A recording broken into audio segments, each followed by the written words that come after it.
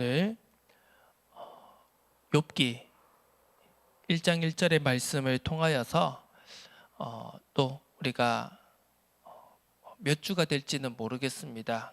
이 욥기 말씀이 꽤 길죠. 욥기 40장 40장이나 거의 40장에 이르는 말씀인데요. 네, 42장까지 있죠. 42장에 이르는 또 긴 여정을 우리가 함께 살펴보며 걸어나가야 되겠습니다.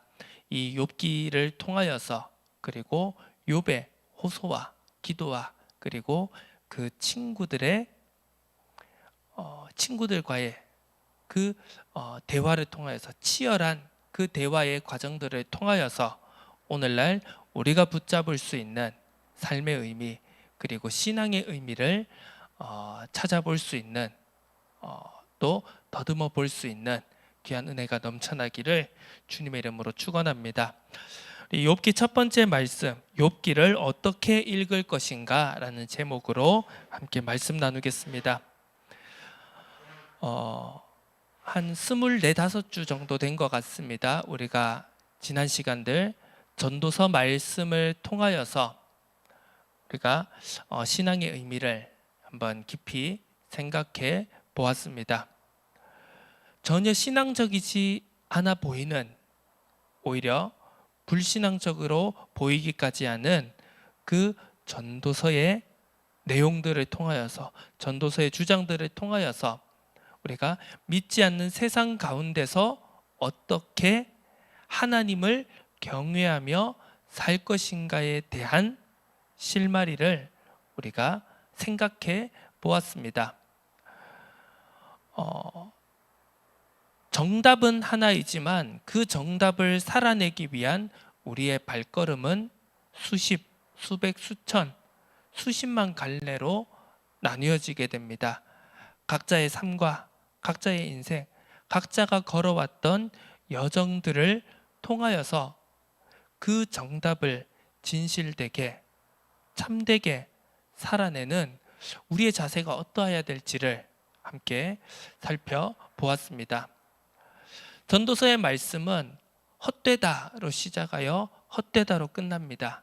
하지만 그것이 세상이 말하는 단순한 허무주의, 비관주의가 아닌 그 속에서도 여전히 우리는 신앙을 지켜내야 되며 신앙으로 살아내야 되며 하나님을 경외해야 할 것을 결론으로 우리가 붙잡았습니다. 이 전도서의 말씀과 욥기의 말씀, 우리가 전도서를 통해서 계속 살펴보았듯이 구약 성경의 지혜서라고 불리는 카테고리 안에 포함되어 있는 말씀입니다. 시편, 잠언, 욥기, 전도서, 아가, 이 5가지의 말씀이 크게 우리가 지혜서로 불리는 구약 성경의 내용들인데요.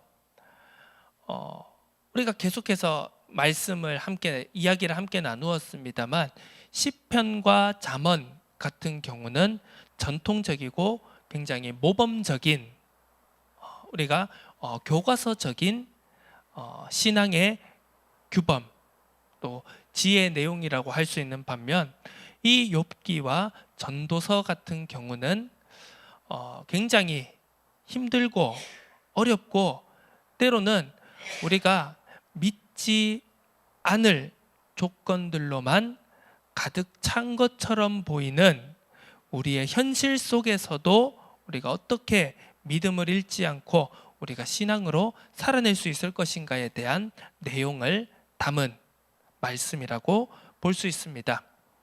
오늘 욥기 1장 1절을 보면은요, 이 욥에 대해서 간략하게 소개가 되어 있습니다. 우스 땅에 욥이라 불리는 사람이 있었는데 그 사람은 온전하고 정직하여 하나님을 경외하며 악에서 떠난 자더라. 자, 오늘 이 욥을 설명하는 데 있어서 우리가 이렇게 눈에 들어오는 몇 가지 단어들이 있죠. 온전하다, 정직하다, 그리고 하나님을 경외한 자다, 악에서 떠난 자다. 전도서의 말씀은 하나님을 경외할 것을 명령하며 말씀을 마무리합니다.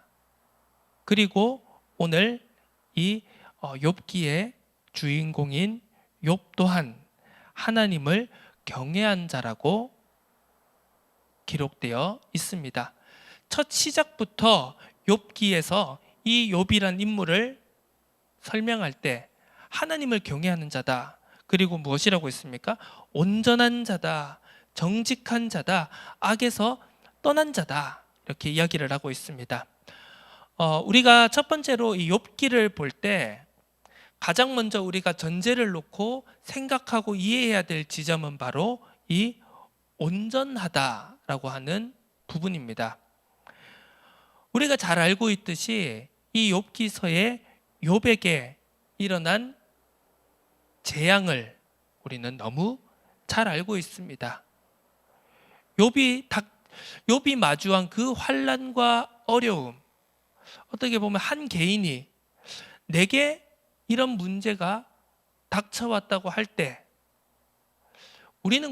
나는 과연 이것을 받아들이고 견뎌내고 하나님의 음성이, 우리가 소위 말해서 하나님의 음성이, 하나님의 응답이, 하나님이 내게 어떤 말씀을 들려주시는가 그걸 듣기 전까지, 하나님이 나를 만나 주시기 전까지 과연 우리는 이 어려움을 견뎌낼 수 있겠습니까?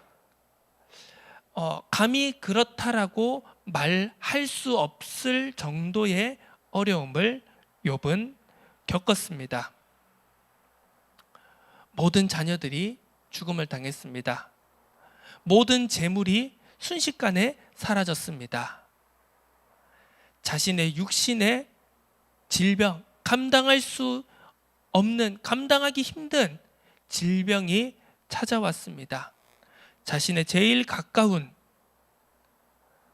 아내조차 그를 원망하며 하나님을 저주하고 죽으라고 말하기까지 했습니다. 과연 이것을 우리 각자에게 대입해 본다면 나는 과연 이 어려움을 버틸 수 있었을 것인가? 쉽게 답을 하지 못할 것입니다. 그런데 우리가 이제 잘 알고 있는 이제 욥의 친구들이 나오게 되죠. 오늘은 첫 시간이기 때문에 우리가 이 전체적인 부분, 우리가 다음 주부터 이제 한 본문 한 본문 세세하게 우리가 살펴보면서 조금 더 이제 디테일한 부분들을 우리가 살펴보게 되겠지만요. 오늘은 이제 이 전체적인 틀과 흐름 속에서 우리가 어떻게 하나의 주제를 가지고 하나의 흐름을 가지고 욥기를 바라봐야 될 것인가를 먼저 살펴보는 시간이라 할 수 있겠습니다. 욥의 친구인 엘리바스, 빌닷, 소발이라고 하는 세 친구가 나오죠. 돌아가면서 욥과 대화를 하게 됩니다. 처음에는 대화인 줄 알았지만 결국 우리가 알듯이 서로가 서로의 주장을 납득시키고 상대를 승복시키고 굴복시키려고 하는 논쟁의 대화임을 우리가 알 수 있습니다. 수십 장을 걸쳐서 계속해서 욥과 세 친구들의 논쟁이 오고 갑니다. 수많은 말들이 이어져 갔지만 결국 핵심은 무엇입니까? 세 친구의 주장은, 그래, 네가 동방에 제일 가는 의인이었고 네가 하나님을 경외하고 정직하고 온전한 사람이라는 거 알겠어. 그런데 이거 봐봐, 너에게 이러한 어려움과 고난이 찾아왔잖아. 분명히 반드시 이유가 있을 거야 라고 세 친구는 욥에게 따졌습니다. 그리고 무엇이라고 합니까? 네가 그 이유를 곰곰이 생각해봐. 너의 지난 날들을 가만히 돌이켜봐. 그리고 네가 잘못한 것, 네가 죄 가운데 있었던 것을 빨리 기억해내. 그리고 하나님 앞에 그 잘못했음을 고해래. 고해. 그리고 하나님께 용서를 구해라. 그렇다면 하나님께서 다시 너에게 이전처럼 이전의 그 모든 것들을 다시 회복시켜 주시지 않겠냐라는 것이 세 친구의 일관된 주장이었습니다. 거기에 대해서 욥은 무엇이라 대답합니까? 나는 모르겠어. 아무리 생각하고 또 생각해봐도 나에게 도저히 이런 일이 일어날 만한 이유를 찾지 못했어. 나는 하나님을 만날 거야. 하나님이 나를 만나 주셔서 내가 하나님 앞에 따져 물을 거야. 이것이 바로 욥의 일관된 대답이었습니다. 여기서 우리는 한 가지 큰 신앙인들이 가질 수 있는 세계관에 대해서 살펴볼 수 있습니다. 바로 인과응보의 신앙관이 그것입니다. 인과응보의 세계관이 그것입니다. 우리가 흔히 이제 우리가 신앙적으로 아니더라도 세상에서도 이런 말을 많이 쓰지 않습니까? 인과응보. 또 다른 표현으로 하자면 신상필벌쯤 될 수 있겠죠. 잘하는 사람은 상을 받고 못하는 사람은 벌을 받는다. 조금 더 우리가 학문적인 용어로 따지자면 인과율이라고 할 수 있겠죠. 자, 세상은 어떻게 보면 이 인과율의 법칙으로 돌아가는 것처럼 보입니다. 많은 사람들이 이 인과율의 세계관 속에서 살아가고 있습니다. 열심히 일하면 보상을 받습니다. 좀 남을 해롭게 하고 잘못을 저지르면 벌을 받습니다. 이것이 틀렸다거나 이것이 비합리적이라는 말이 절대 아닙니다. 분명 세상에는 인과응보의 법칙으로 돌아가는 세상이 우리에게 분명히 주어져 있습니다. 그렇지 않습니까? 수많은 동화들이, 수많은 이야기들이, 수많은 역사들이 인과응보를 말하고 있습니다.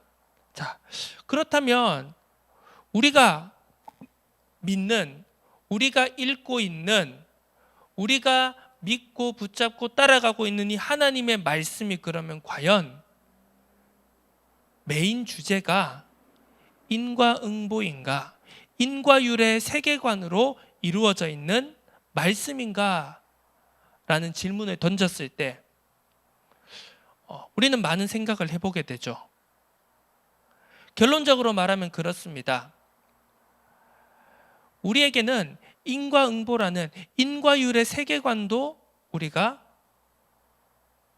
우리의 삶 속에 있지만 그것과 동시에 우리는 은혜의 세계관 속에서 함께 동시에 살아가고 있는 존재라는 것을 분명히 생각해야 됩니다. 물론 성경 속에는 인과율을 말하는 지점들이 분명히 있습니다. 대표적으로 모세오경, 구약의 율법이라고 불리는 것이 대표적인 인과율의 법칙 아니겠습니까? 특히 신명기를 통하여서 모세가 가나안 땅에 들어가기 직전에 이스라엘 백성들을 불러서 축복의 산과 저주의 산에 올라 축복의 말과 저주의 말을 동시에 선포할 때 그 핵심이 무엇입니까? 하나님의 말씀을 순종할 때 복을 받고 나가도 복 받고 들어와도 복 받고 떡반죽에도 뭐에도 머시기에도 저시기에도 모든 것에도 복을 받을 것이다. 하지만 하나님의 말씀을 불순종할 때는 들어와도 저주를 받고 나가도 저주를 받고 머시기 저시기 모든 것에 다 저주를 받을 것이다. 신명기의 핵심 내용이 결국 그것 아니겠습니까? 율법은 그걸 말합니다. 율법을 지키면 하나님의 복을 받고 율법을 지키지 못하면 벌을 받게 될 것이다. 하지만 하나님의 말씀이, 하나님의 뜻이, 하나님이 우리에게 하시고자 하는 하나님의 뜻과 계획이 오직 그것뿐이냐라고 했을 때 이제 우리는 여기서 많은 생각을 하게 됩니다. 우리는 잘 알고 있습니다. 그것만이 아니라는 것을. 하나님의 은혜, 인간의 노력, 인간의 공로, 인간의 의지와 열심으로는 절대 할 수 없는, 절대 이룰 수 없는 인간의 연약함, 인간의 죄성, 인간의 불의함을 뛰어넘는 하나님의 은혜가 우리에게 주어졌다는 것을 말입니다. 그리고 그 하나님의 은혜는 예수 그리스도를 통해서 우리에게 주어졌다는 것을 말입니다. 그런데도 여전히 이 구약 성경 율법의 세계관, 인과율의 세계 속에 있는 이스라엘 백성뿐 아니라 수천 년이 지난 지금 오늘 우리들에게도 여전히 은혜의 세계 속으로 넘어가지 못하고 인과율의 세계에, 인과율의 신앙 세계관 속에 갇혀 있는 우리들의 모습을 어렵지 않게 찾아볼 수 있습니다.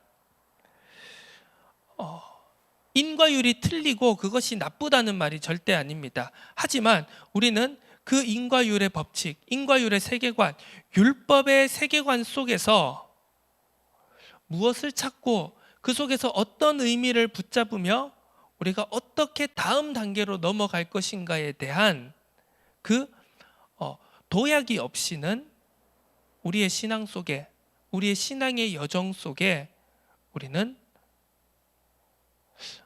이 욥과는 비교할 수 없겠지만 크고 작은 수많은 어려움들을 계속 만나게 될 것이라는 것, 이것을 우리는 깊이 생각해 볼 필요가 있습니다. 자, 온전한데 정직한데 흠이 없는데 왜 욥에게 이런 어려움이 찾아왔을까요? 이 부분을 우리는 세 친구의 대화와 그리고 욥의 대답을 통하여서 우리는 계속해서 살펴보게 될 것입니다. 그리고 그 논쟁들이, 그 치열한 논쟁들이 우리들의 삶 속에 과연 어떤 의미로 다가오게 될 것인가를 우리는 계속해서 살펴보게 될 것입니다. 자, 두 번째로 우리가 이 욥기 말씀을 계속 쭉 함께 살펴나가는 과정 속에서 우리가 기억해야 되고 계속해서 깊이 묵상하고 생각해야 될 지점은, 자, 하나님 경외란 과연 무엇인가라는 점입니다. 자, 예를 들면 우리가 층위라는 표현을 세상에서는 씁니다. 어떤 이제 단계가 있다는 것이죠. 예를 들어 우리가 쉽게 예를 들 때요, 잘 산다라고 하는 표현이 있죠. 잘 살면 좋겠다, 난 잘 살고 싶어 라고 했을 때도, 자, 우리는 똑같이 그 잘 산다라는 단어를 쓰고 말하고 표현하지만 각자에게 그 잘 산다라는 단어를 그 각자에게 대입을 했을 때 그것이 똑같은 내용과 똑같은 수준이 되지는 않는다는 것을 우리는 잘 알지 않습니까? 자, 4-5살 꼬마에게 잘 산다라는 것은 어떤 의미이겠습니까? 그저 부모님 말 잘 듣고 내게 주어진 유치원 잘 갔다 오고 숙제 조금 잘하고 한글 공부 열심히 하고, 그래서 한 단계 한 단계 그 다음 초등학교로 갈 준비. 자, 4-5살짜리 꼬마가 예를 들어 국가 경영을 걱정하겠습니까? 아니면 재벌처럼 내가 이 기업들을, 이 회사들을 어떻게 잘 경영할 수 있을까? 그걸 고민하겠습니까? 그게 아니지 않습니까? 4-5살 꼬마에게 있어서 잘 산다라는 의미는 그 단계에서의 수준과 의미일 것입니다. 자,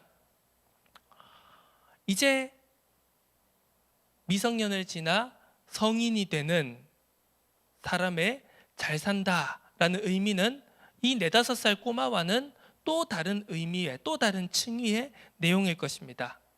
더 나아가서 도약해서 한 나라를 이끌어가는 지도자에게 잘 산다라는 의미는 또 다른 층위일 것입니다. 나 혼자만 잘 사는 것이 아니라 리더에게는 그 사람에게 맡겨진, 또 그 사람을 뒤따르고 그 사람을 바라보고 있는 수많은 팔로워들, 수많은 국민들, 수많은 사람들의 잘 산다라는 그 기대를 함께 짊어지고 가는 존재인 것이죠. 자, 이렇듯 잘 산다라고 하는 지극히 평범한 한 단어 속에도 각 사람의 사정과 그리고 여러 가지 환경에 따라서 정말 다른 층위의 의미들이 함께 내포되어지고 있는 겁니다. 자, 그렇다면 우리가 이 전도서부터 계속해서 지금 우리의 뒤를 따라오고 있는 하나님 경외라는 단어에 이 단계가 있다는 것 또한 우리는 깊이 생각해 볼 필요가 있습니다. 간단하게 보자면 욥기 1장에 욥의 하나님 경외와 욥기 42장의 마지막 부분에 가서의 욥의 하나님 경외의 단어는 똑같지만 분명 다른 의미로 달라지고 발전하게 됩니다. 도약하게 됩니다. 자, 여기서 우리가 생각해 볼 것은 하나님은 과연 우리가 어디까지 나아가기를 원하시냐 하는 점입니다. 혹시 여러분들 우리가 이제 이 지난 시간들 우리가 전도서 말씀을 통해서 제가 반복적으로 계속 여러분들과 함께 나누었던 내용들을 기억하실지 모르겠습니다. 바로 청지기라는 단어가 그것이죠. 청지기는 무엇입니까? 주인의 것을 맡아서 대신 일하는 종을 가리켜 청지기라고 합니다. 그리고 또 다른 표현을 계속해서 반복적으로 여러분들과 나눈 게 있습니다. 그것이 바로 공동경영자라는 단어입니다. 자, 우리는 하나님의 창조물입니다. 피조물입니다. 그런데 우리는 단순한 피조물로 단순히 만들어진 존재로 끝나는 것이 아닌 창세기 1장에 우리를 하나님의 자녀로, 그리고 창세기 2장을 통하여서 창조되어진 피조물인 우리가 하나님의 형상을 입어서 하나님이 창조하신 피조 세계를 대신해서 통치하는, 대신해서 다스리는, 함께 다스리며 나아가는 공동 경영자의 지위를 받았다는 것을 우리는 계속해서 이 전도서 말씀을 통해서 살펴보았습니다. 자, 그렇다면 우리가 이 욥을 바라볼 때 많은 사람들이 딱 1장 1절에서 12절까지 욥이 고난을 받기 전까지의 욥을 누구나 다 꿈꿀 것입니다. 그렇지 않습니까? 동방의 제일 가는 부자고 눈에 보이는 육신적인 것으로는 부족할 것이 없는 사람이지 않습니까? 그래서 우리는 막 기도를 합니다. 하나님, 욥과 같은 복을 허락하여 주시옵소서, 주시옵소서, 주시옵소서. 그런데 욥의 고난은 할 수만 있다면 이 잔을 내게서 거두시옵소서라고 하는 그 예수님의 간절한 기도를 우리가 잘못 인용해서, 그거는 빼고 딱 욥기 1장 초반부에 욥의 그 복을 바라는 우리들의 속마음이 있지 않겠습니까?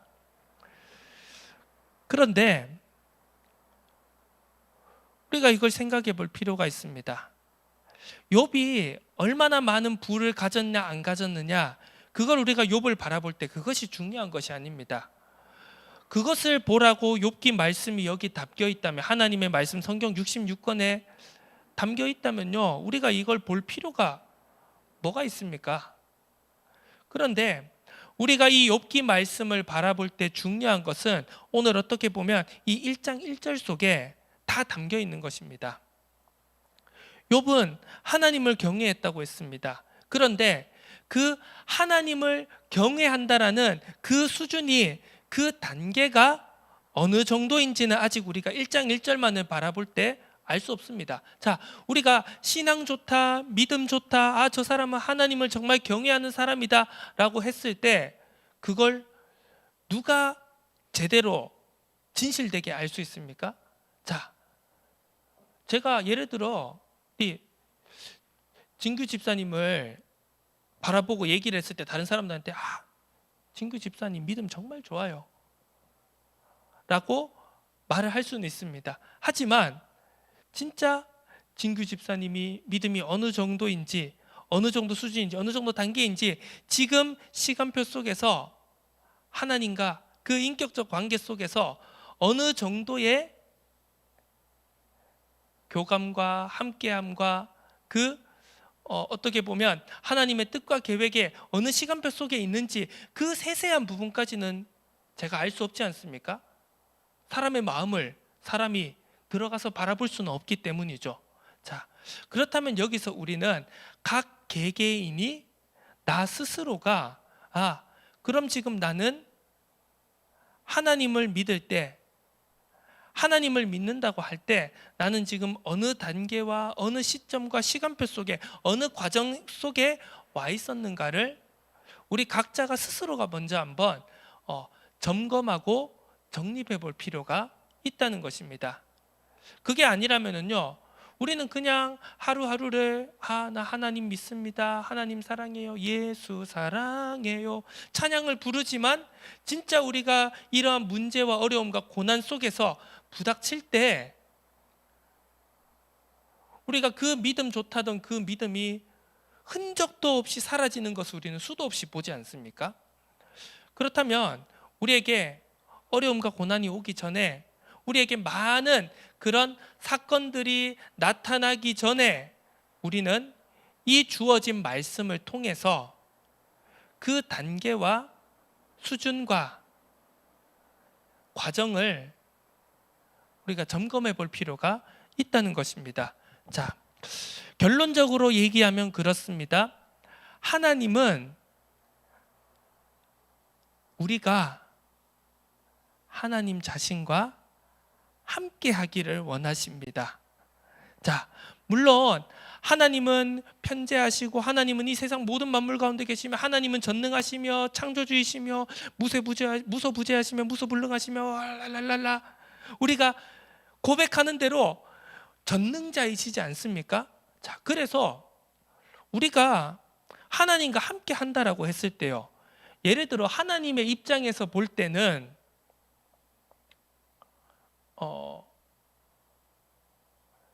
하나님과 우리의 거리가 지구와 태양만큼의 거리에 있다고 할지라도 우리는 하나님과 함께 하는 겁니다.